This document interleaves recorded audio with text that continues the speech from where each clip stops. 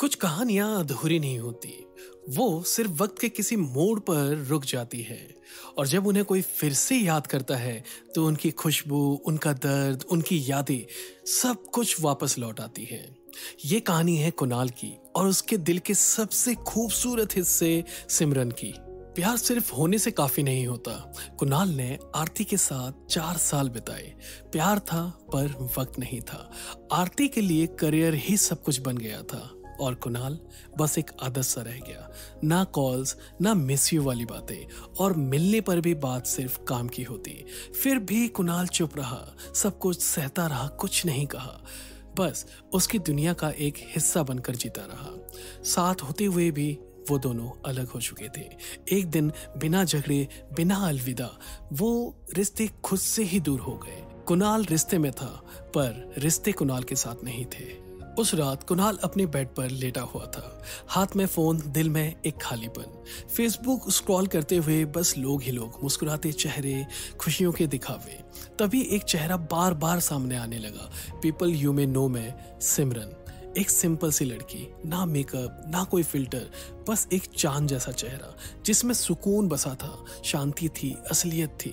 कुणाल ने थोड़ा रुक कर देखा और उसके दिल ने बस इतना कहा, शायद यही वो कोने हैं जहां मैं अपने सब जज्बात चुपचाप रख सकता हूं बिना जज हुए। पर तुरंत फ्रेंड रिक्वेस्ट नहीं भेजी। 2 दिन का टाइम लिया।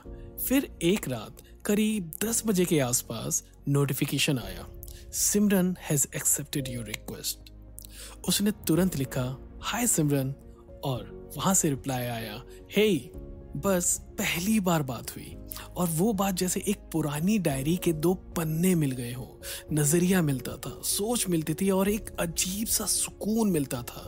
बातें बढ़ने लगी, सिमरन खुलने लगी। एक रात वो उदास थी, चुप से कुछ कहना चाहती थी। कुणाल ने पूछा, सब ठीक है ना?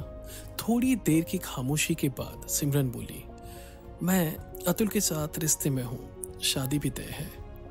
फिर उसने दर्द के साथ कहा, वो पहले जैसा नहीं रहा कुणाल, ना वक्त है ना बात।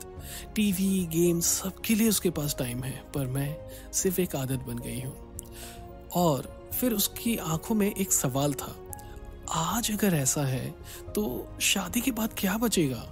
कुणाल चुप था, कुछ नहीं बोला, क्योंकि उसने भी वो सब कुछ महसूस किया था अपने रिश्ते में। 2 अलग सफर पर एक ही दर्द, और कभी कभी दर्द ही सबसे गहरी दोस्ती की वजह बन जाता है। सिमरन और कुणाल दोनों अपने अपने रिश्ते के बोझ से थके हुए थे और उसी थकान ने उन्हें एक दूसरे के करीब ला दिया था। एक ही शहर में रहते थे, पहले कभी मुलाकात नहीं हुई, लेकिन अब रोज बातें होने लगी, थोड़ी थोड़ी पर गहरी, जैसे हर रोज दिल का एक टुकड़ा थोड़ा और खुल रहा हो। सिमरन वो एक अलग ही किस्म की लड़की थी। पढ़ाई में एकदम फोकस्ड, डेडिकेटेड, एमफिल कंप्लीट कर चुकी थी। अब हैदराबाद सेंट्रल यूनिवर्सिटी से पीएचडी कर रही थी। वो हॉस्टल में रहती थी और दिन भर की थकान के बाद अब कोई था जिससे बात करके थोड़ा हल्का महसूस करती थी। और कुणाल पढ़ाई में कभी एक्सेप्शनल नहीं था, लेकिन सोच में, दिल में वो किसी भी टॉपर से कम नहीं था।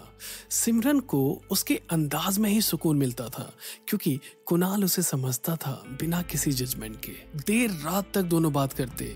कभी कभी तो सिमरन थक के कहती, कल सुबह 7 बजे उठना है वरना ब्रेकफास्ट मिस हो जाएगा। और कुणाल जैसे कि उसके दिल में घड़ी फिट हो, ठीक सुबह 6:45 पर फोन मिलाता और नींद भरी आवाज में कहता, उठ जा सिमरन, आज तेरा ब्रेकफास्ट मिस नहीं होना चाहिए। और सिमरन आंखों में हल्का सा गुस्सा पर होठों में मुस्कान लेके कहती, तू अलार्म है या बॉडीगार्ड? और दोनों जैसे हंस पड़ते। और ऐसी ही छोटी छोटी बातों ने एक अनकहे रिश्तों का जोड़ बना दिया। कुणाल हमेशा उसका ख्याल रखता। रोड पर चलने लगे तो बिना कहे उसका हाथ पकड़ लेता, उसे रोड के सेफ साइड पर रखता और हर कुछ समय में एक ही सवाल, पानी पिया क्या?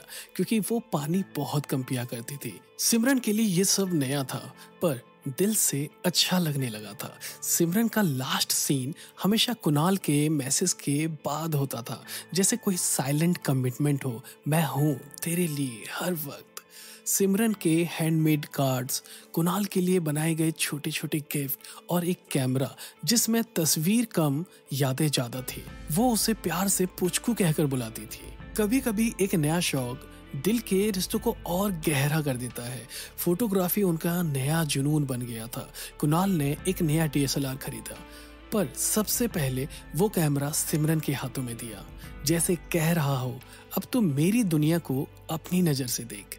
सिमरन ने इससे पहले कभी DSLR छुआ तक नहीं था, लेकिन उस दिन उसके हाथों ने सिर्फ शटर बटन नहीं दबाया, उसने यादों को कैप्चर करना सीख लिया था। कुणाल के पास पहले से एक्सपीरियंस था, लेकिन सिमरन के पास एक नजरिया था जो कुणाल को भी अक्सर हैरान कर देता था। वो हर फोटो में सिर्फ रोशनी नहीं, एहसास भी उतार देती थी। दोनों एक दूसरे की तस्वीर लेते लेते उनका अपना एक एल्बम बन गया था। एक ऐसा एल्बम जिसके हर पेज में यादें थी और हर याद में एक दूसरे का चेहरा। जब आसपास कोई नहीं होता था तो ट्राइपॉड सेट करते, टाइमर ऑन करते और उस छोटी सी फ्रेम में पूरा प्यार समा जाता था। सिमरन कुणाल के कंधे पर सर रख के कहती, ये मोमेंट ना कभी खत्म ना हो। कभी कभी प्यार में वक्त के साथ नहीं, वक्त के अगेंस्ट चलना पड़ता है। सिमरन की जॉब लग गई मुंबई में। नया शहर, नई जिम्मेदारियां और एक नई दूरी। पहले दोनों हर रात बात किया करते थे, अब कभी कभी पूरा दिन बिना एक हाई के निकल जाता है। कुणाल भी जॉब करता था, पर उसकी जॉब ऐसी थी कि एक छोटा सा कैबिन, एक पर्सनल स्पेस जहां वो सिमरन के लिए वक्त निकाल लेता।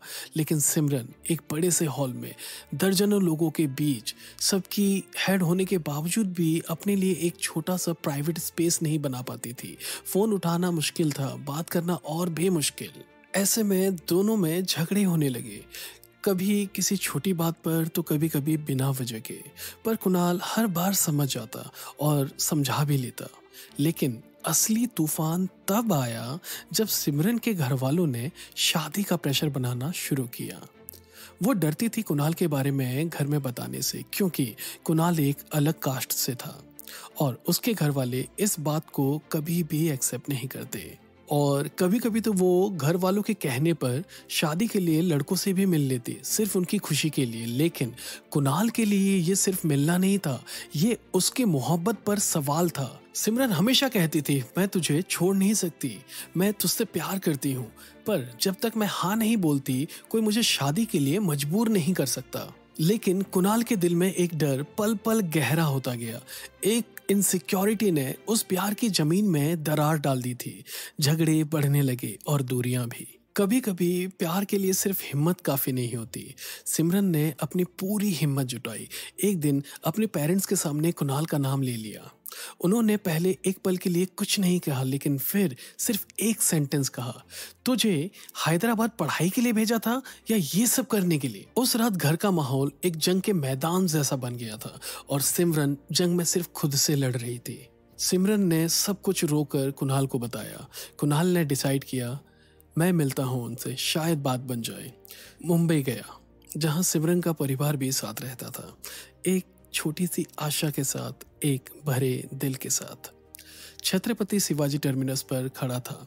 सिमरन को कॉल किया, अपने पापा से कहना मैं उनसे मिलना चाहता हूँ। सिमरन ने अपने पापा को बताया और तुरंत ही कुणाल के फोन पर कॉल आई, जहाँ हो वहीं से वापस चले जाओ, ना घर आना ना मिलने की कोशिश करना, अपने कास्ट की लड़की ढूंढो और सिमरन का पीछा छोड़ो। ये कहकर सिमरन के पापा ने फोन काट दिया। कुणाल कुछ नहीं बोला, ना गुस्सा ना शिकायत, बस स्टेशन के एक कोने में जाके थोड़ी देर चुप बैठा रहा। फिर वापस हैदराबाद के लिए ट्रेन पकड़ ली।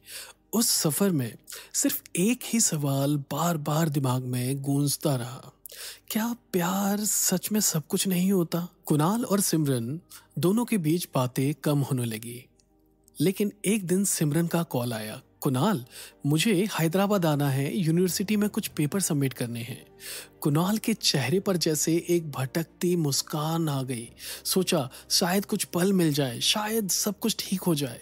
सिमरन हैदराबाद आई। पहले जैसे मिलना जुलना हुआ, कैफेटेरिया, हॉस्टल के आगे घूमना और उन्हीं पुरानी गलियों में वक्त बिताना।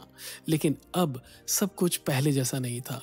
हर बात पे टकरार होने लगा था। एक छोटी सी बात एक बड़ा झगड़ा बन जाती थी। कुणाल की उस दिन अपने कुछ दोस्तों से लड़ाई हो गई थी। मन बहुत भरा हुआ था, किसी से बात करने का मन नहीं था, पर सिमरन का चेहरा याद आया। सोचा वो समझेगी, वो तो समझती है ना मुझे। शाम के वक्त वो उसके हॉस्टल के पास वाले बस स्टॉप पे मिलने गया। 2 चाय मंगाई और चुपचाप बेंच पर बैठ गया। थोड़ी देर बाद सिमरन आई। सिमरन ने कुणाल के चेहरे पर लिखी उदासी को भली भांति भांप लिया। पूरा वक्त उसकी आंखों में देखते हुए उसने पूछा, कुणाल सब ठीक है ना? कुणाल ने थोड़ा साइलेंस तोड़ते हुए कहा, बस एक छोटी सी बात पर दोस्तों के साथ लड़ाई हो गई है। कुणाल चाहता था कि सिमरन एक पल रुक कर बस इतना कहे, कुणाल परेशान मत हो यार, सब ठीक हो जाएगा, मैं हूं ना। पर ऐसा कुछ नहीं हुआ। सिमरन ने झगड़े के सिर्फ नाम पर ही गुस्सा दिखा दिया।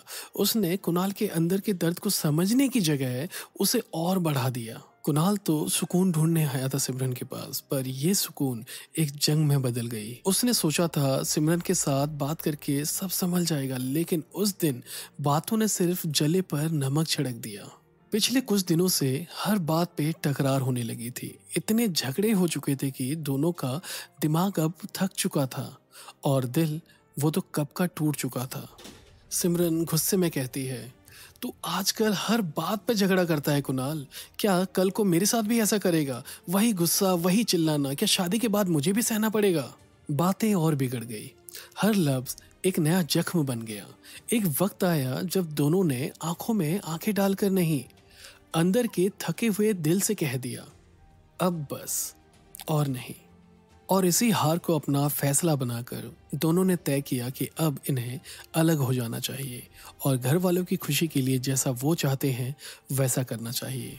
ना गुस्सा जीता, ना समझौता, सिर्फ एक बेचैनी जीत गई। सिमरन कुछ सेकंड तक देखती रही। उसके होंठ हिल रहे थे, पर अल्फाज उसके गले में ही अटक गए। आंखों में आंसू थे, लेकिन वो पलके झुकाकर उठ गई और बिना कुछ कहे हॉस्टल की ओर चल पड़ी। कुणाल वहीं बेंच पर बैठा रहा। चाय ठंडी हो गई थी, लेकिन उसके हाथ उसी कप को थामे हुए थे, जैसे उस पल को कभी छोड़ना ही नहीं चाहता था।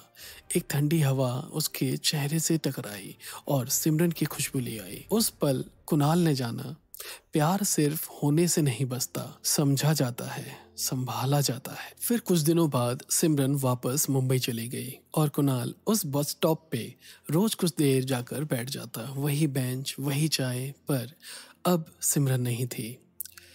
उस दिन के बाद अब बातें डेली नहीं होती थी और बातें भी फॉर्मल हो गई थी। क्या खाया, ऑफिस कैसा था, इमोशन की जगह अब अपडेट्स ने ले ली थी। सिमरन अक्सर पूछती, किसी से बात चल रही है क्या?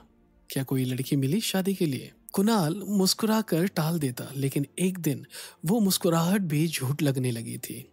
कुणाल ने कहा, हाँ अब एक लड़की है। फोन के उस पार एक लंबे सन्नाटे ने सिमरन को जगा दिया। उसने थोड़ा रुके हुए शब्दों में कहा, सच बोल रहे हो? हाँ, अब वापस मुड़ने का मतलब सिर्फ दर्द का एक नया दौर होगा। मैं उस दौर से गुजर चुका हूँ सिमरन, और अब मेरे अंदर वापस जाने का ना जज्बा बचा है ना वजह।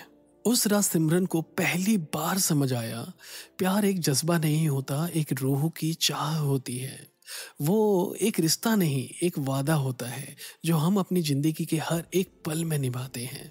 कुछ कहानियां अधूरी नहीं होती, वो सिर्फ वक्त के किसी मोड़ पर आकर रुक जाती हैं, और जब कोई इन्हें फिर से याद करता है तो उनकी खुशबू, उनका दर्द, उनकी यादें, सब कुछ वापस लौट आता है।